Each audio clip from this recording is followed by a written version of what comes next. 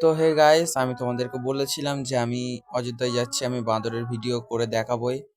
Guys, এই দেখো, বাঁদরের video আমি করেছি গাইস। আমার তো খুব ভয় লাগছিল, তো পাশে একটা দাদাকে দিয়েছিলাম, বললাম যে কলাটা খাওয়া, তার আমি ভিডিও করছিলাম। গাইস যখন দিচ্ছিল না, সে তখন কেড়ে নিতে যাচ্ছিল গাইস। তারপরে দেখো, তাকে দেওয়ার পরে সে তখন আস্তে আস্তে করে খেয়ে নিল।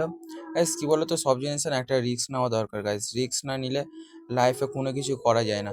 এ দেখো, এই বাঁদরটা আমার পাশে বসে আছে গাইস, যারা চিল্লাচ্ছে তাদেরকেই গিয়ে লাফিয়ে ধরছে গাইস। আমি আমার পাশেও এসে মানে বসে আছে, কিন্তু আমি ফোনটা তবুও লুকিয়ে লুকিয়ে করেছি। হয়তো ফোনের মধ্যে হাত মারতে পারতো, কিন্তু দেখো গাইস, আমি ওই ভয়টা যদি করতাম, আমি তোমাদেরকে বলেছিলাম যে বাঁদরের ভিডিও আমি পাঠাবো, তাহলে গাইস আমি আজকে তোমাদেরকে পাঠাতে পারতাম না।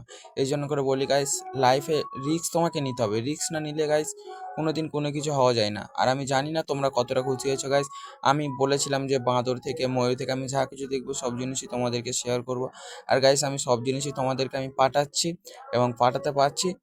আর তোমরা দেখছো গাইস, আমি জানি না তোমরা দেখে তোমাদের কেমন লাগছে, বাট আমি তোমাদের কাছে সব জিনিস শেয়ার করতে পারছি, তার জন্য আমার খুব ভালো লাগছে।